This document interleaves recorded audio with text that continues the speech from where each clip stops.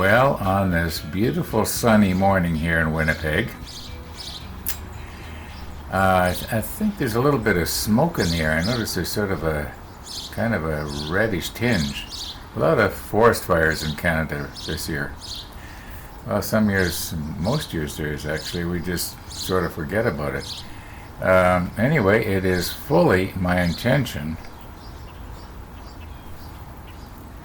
to paint these little parts black today. But last night I did come to the model table and I did do something. I worked on this a little bit. So let's roll the clock back and I'll show you what I wanted to do, and then I'll show you what I ended up doing. Okay, I have not given up on this. Now, if you remember a couple of days ago I was saying that this stapler is designed wrong. Or maybe I should have said it could have been designed better, because what is happening is I can see where if the really wide cable was used, like say you wanted to staple wiring in a house, that kind of flat cable or wiring, it would work good for that. But when it's adjusted for this, it's narrow there. But the problem is that when the coax, or not the coax, but when the cable goes in here, let's see if I can get it now. Okay, so it goes in here like this, and as long as it's pulled really tight and straight, it's going to be fine. But in a real world, it just doesn't happen like that. You know, it might be at a bit of a twist, and you can see that inside here, where it really counts, it's twisting off to the side. Okay, and and that's what's happening. So what I'm thinking of is trying to put something like well, you'll see when I'm done. I'm going to put a little block on this side and a little block on this side, and then just have a narrow enough space for the cable to go through, and that way the cable will be held straight here, and it will be held straight here, and at least it'll be better. It won't be perfect, but I think that they could have done better.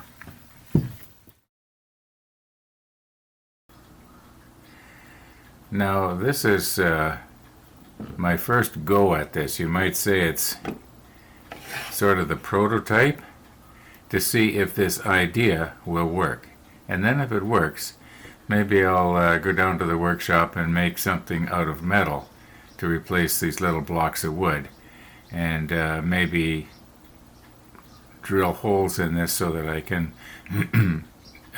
tap it and put little tiny screws in it.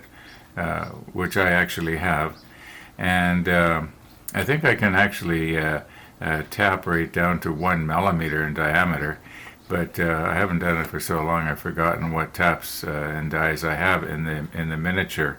Anyway, the idea is that these blocks are spaced. Now, mind you.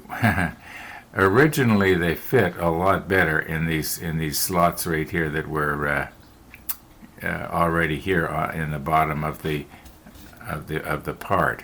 However, I went downstairs into the workshop and they were just slightly too big. And when I sanded them down, I kind of sanded them down a little bit too much, but I thought, well, just to try it out and see if this concept works, well, this is going to probably be okay.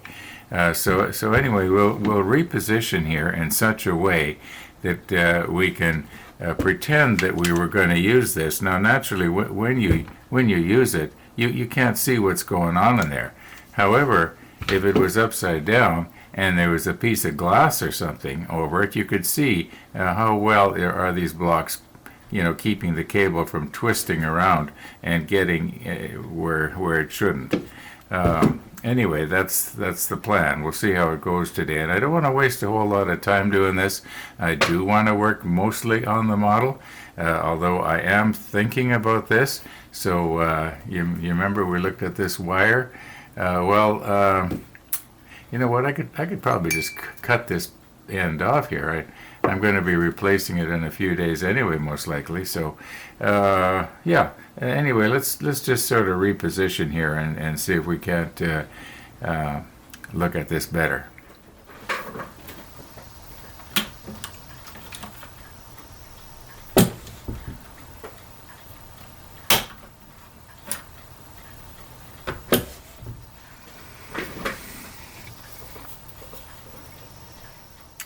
Now my plan is to get this clamped down. I haven't tried this, so I don't know if this is going to work, but I think it should.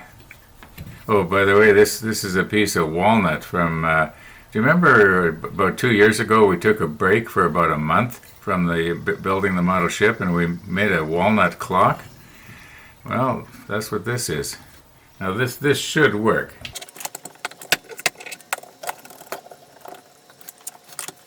I need 3 hands.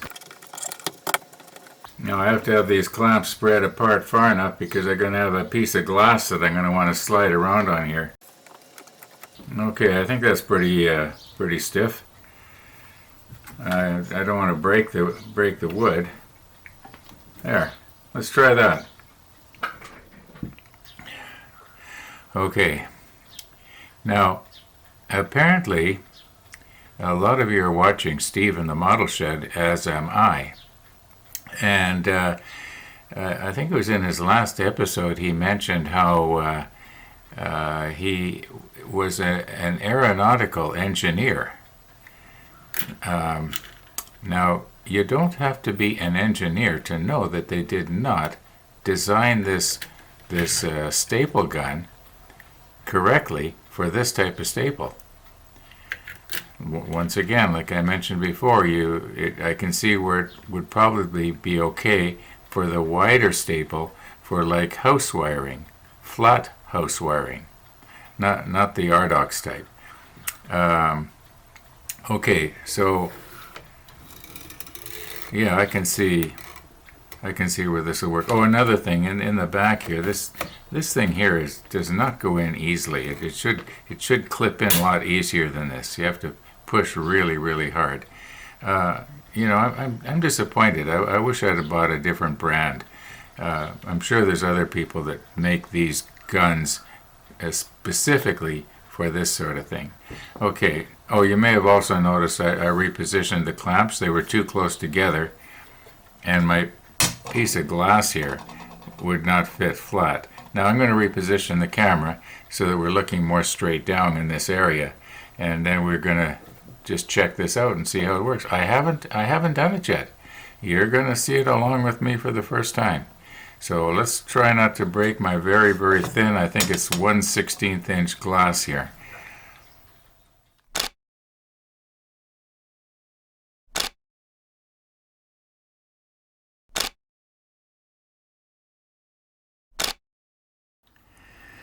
Okay, if I remembered to insert the snapshots that I just took, you should see how I'm set up here. And let's see now, I want to be careful not to bump the camera. And once again, this is the first time I'm trying this. Now, if you will remember, before these blocks of wood were in here, oh, let me move in first, sorry. Okay, before these blocks of wood were in here, this cable could twist around sideways, and you know what? This part in the middle here, this slot, it could be narrower too. That would also help a little bit. Let me put the piece of glass on there because that'll represent the flat surface that it's supposed to be on. Okay. Now, this is this is what the wall or whatever is going to see. Now the idea is that when this gets twisted like that, this cord will now not, where's Mr. T's pointing device? Okay, good thing I can cut out the dead spots. Okay, if you remember, when the cord is sort of twisted like this whole thing would have gone like this, and it would have got punctured by the staple, which comes straight out. So I think this idea is really good. You know, notice how it's being held straight. Now, my only concern is that there may not be enough clearance from these blocks for the staple to clear, and if the staple catches the blocks, it's going to break them out. But I sort of eyeballed it looking straight down, and it did appear to me that it should just clear the edge. But yeah. Now I hope my son is watching this because he was kind of afraid to use this thing because it was very iffy as to whether it was going to work or not. And it wasn't his fault. He was doing a good job. The stapler, as I keep saying, is designed wrong. Yeah. Yeah, it's holding it basically straight. It is moving over, a couple of millimeters, but I think if I was to make these things out of steel and fasten them in properly, and maybe make the slot just a little tiny bit narrower. Anyway, let's try it out on a block of wood here. Okay, as you can see, our morning is marching on here, and this is going to be the first time I'm trying this. So let's give it a whirl here. Let's pretend we want to put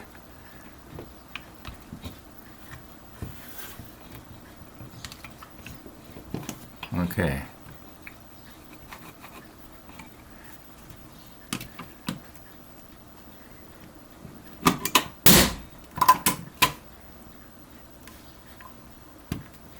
All right. Now, my son was mentioning that he thought that these things weren't being driven in far enough, and he wanted me to get the hammer so that he could drive them down the rest of the way. Now, I can see where, if this was adjusted up like this for the wider ones, it would allow the entire unit to go down further, and it would drive the clips in. However, if you do that, then it's in the wrong position to hold the clips in. Well, anyway, it's just another part of the fact that it's a poor design. Now let's assume you want it to go like this, okay, and you want it to go at an angle like this. Let's just try it here.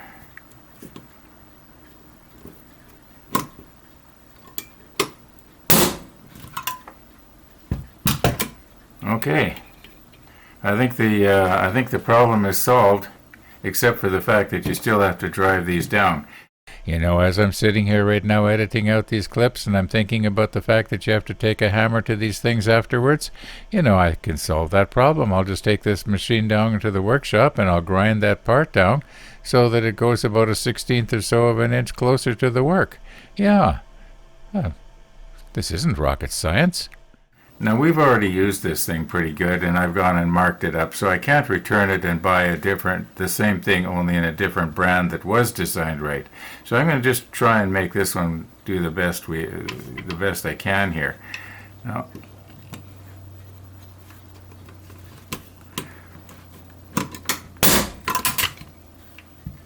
okay. Yeah, you can see it's working good now. So yeah. All right, let's see if we can do something here.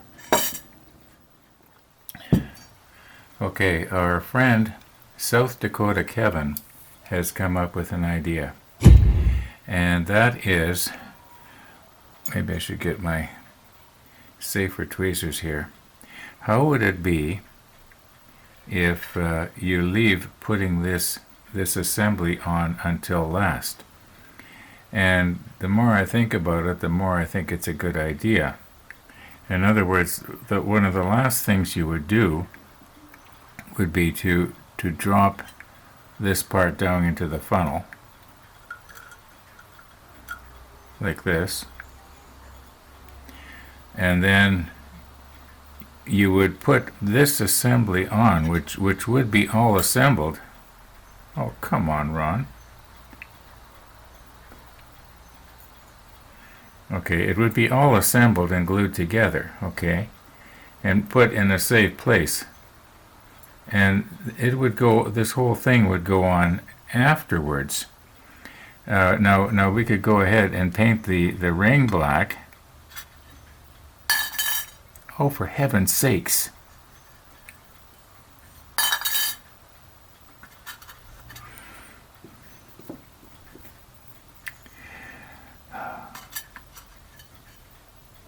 All right, we could go ahead and paint this ring black. And you notice I did bend one of these. I think I did that yesterday or day before. I remember remarking about it, so I'll just carefully bend that down and hope I don't break it off, because it has to go in a complete 90 degrees to the way it was. No, 180 degrees. Anyway, it doesn't matter. So we will go ahead and paint this the black today, so that it will blend in with this black, and then later we can paint these little pulleys something else so that they stand out. Okay, so anyway, the whole idea is keep this assembly until the very last, and it would go on last like when all the turrets go on and all that kind of stuff. In fact, it probably could even go on after the rigging. So yeah. So that's the plan right now. We'll go ahead and we'll paint this ring. I better get this off of here before I break it. I'm getting klutzier and klutzier as the years go by. Okay, so we will paint this black, and we will paint this brass part black today. I should maybe try and finish painting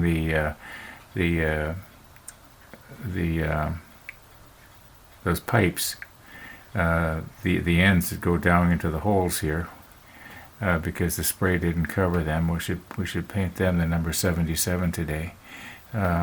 Starting to think out loud again here.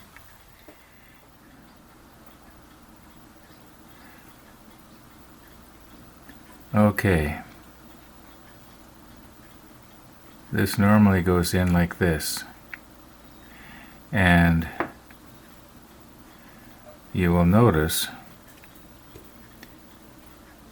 that this part right here, that the point is actually touching right now, it goes down inside. We're not going to see that, whereas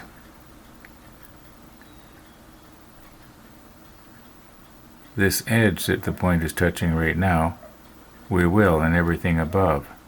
So I'm thinking it'd probably be safe to fasten this with a piece of double-sided tape onto something like a paint jar or something like that, and that way I can handle it and twist it around and paint it. And I think it's probably going to take 2, maybe 3 coats, because I am going to use the paintbrush. I'm not going to use the airbrush. Even though the airbrush would do a better job. Well, we'll see what happens. It could be that if the texture is a little bit different, of the paint on this top part, maybe that might be a bonus. It'll sort of very subtly stand out. So I'm just going to go ahead. I'm going to fasten this down on the top of a jar. At least that's the plan.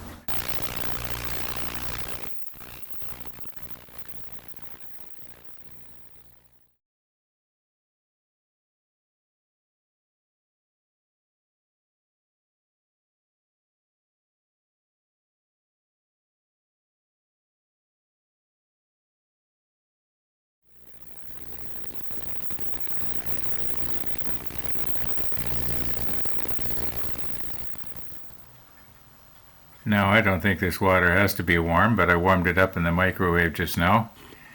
I thought it might do a better job of removing the Iwata airbrush cleaner, which is, as far as I know, it's basically just a really strong soap. But I could be wrong. There could be some special stuff in it.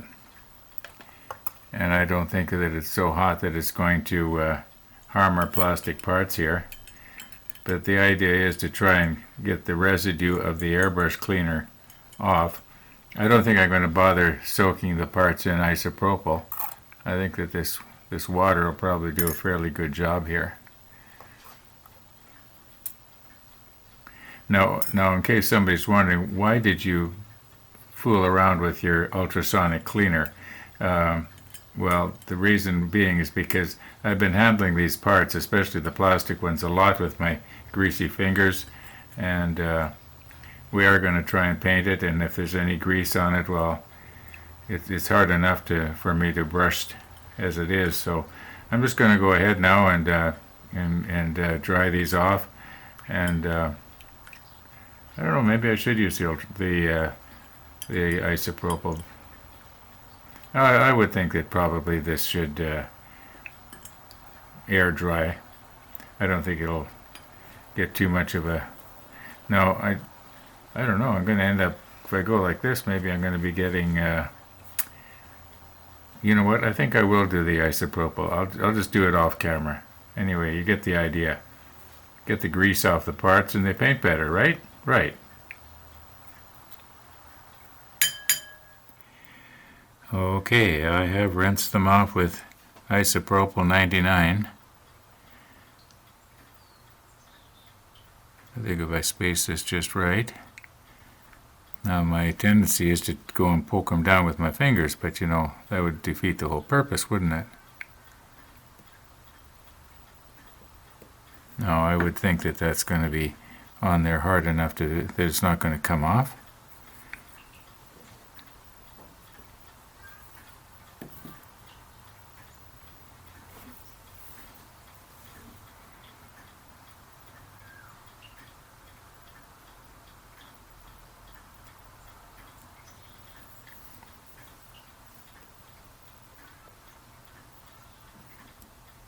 Okay, now as for these rings here, the only thing basically that is going to be seen is the very outer edge, because the cap, the plastic cap, is going to, these things are going to actually go just on the inside of this ring, and the only thing that this ring is for is so that it has something to fasten onto the pulleys that are going to hang down.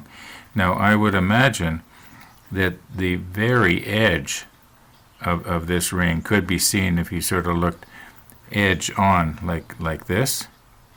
So really the only thing we have to worry about is painting these and just the edge. So if I could hold it somehow from the inside, you know. Now I was just going to use my finger to hold this down. Then I realized that my fingernail is in such terrible shape.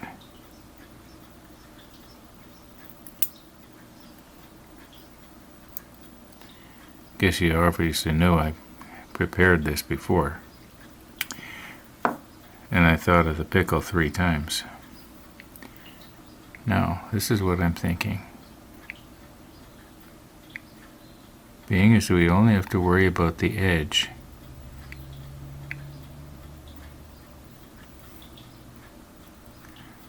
I think that's probably all we're going to need. And I was just thinking, a person maybe doesn't need to paint these things the black, because all it's going to do is going to obliterate the detail, you know, of the pulley. Why don't I just paint the edge of this and don't worry about if I don't get any paint on these pulleys, and then maybe just leave this part on the jar, or I think, do you call these things pots in a pot of paint, or do you call it a jar in the UK? It seems to me we went through that before. Okay, yeah, that's not going to come off. At least I don't think it will. Nope, that's not going to come off. As long as I'm real careful. And you know me, I'm always careful. Now, a moment ago, I was looking at this pipe, and I'm seeing what appears to be a little piece of sawdust or something on it. My goodness. Wonder what kind of insect that is.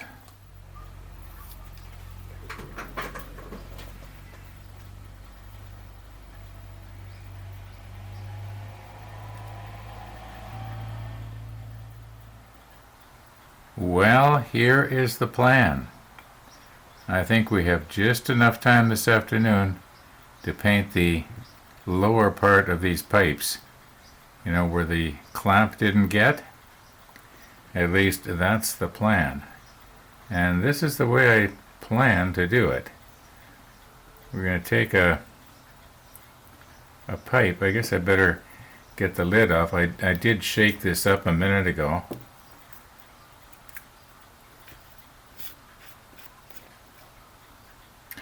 There's only about,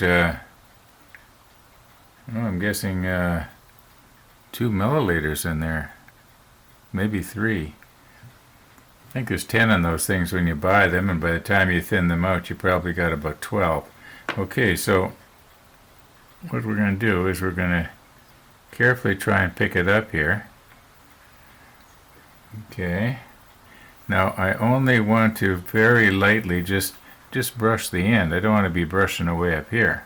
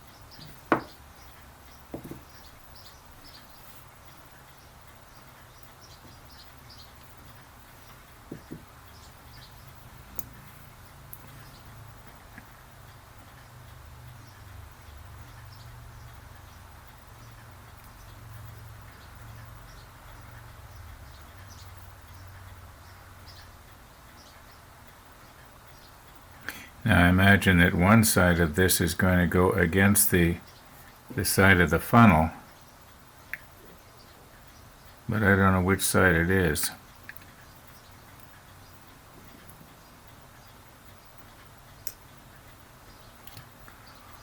Okay.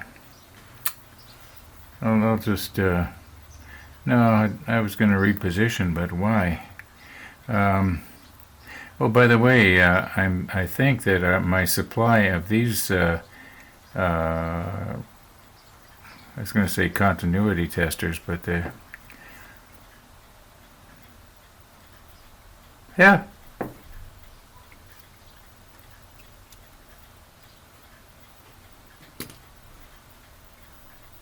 Yeah, those connector things should be in the mail tomorrow.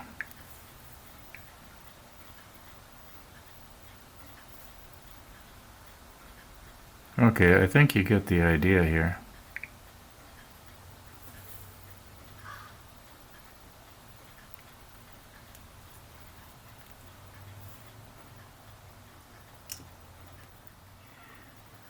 Okay, now for the last one.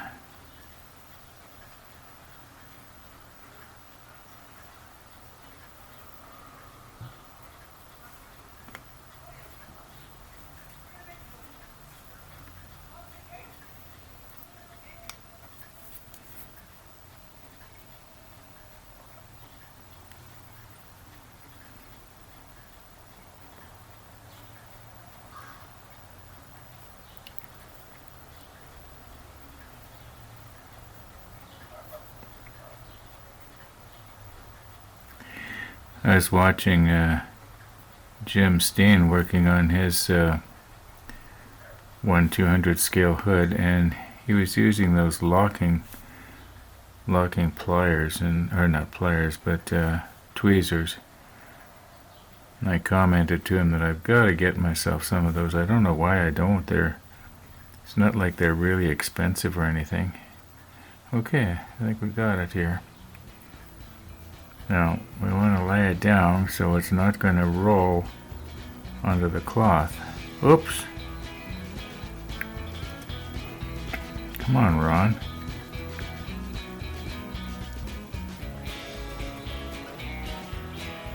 There we go. Okay, we'll let those dry.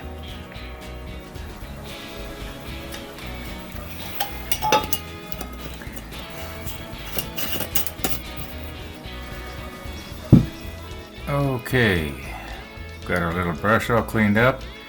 We're all ready to paint the NATO black. Problem is, once again, we're kind of running out of time here. And I could be wrong, but got a feeling that this video is extremely long already. So I'm going to call it a day. I might come at it again this evening, and I might paint the black this evening. I don't know. If I do, I'll video it. You won't miss anything. We'll just tack it on the beginning of tomorrow's like we did today with the stapler. Not done with that yet. I was going to show you something here, and I can't find it. Anyway, I saved all the staples that I pulled out of that block of wood.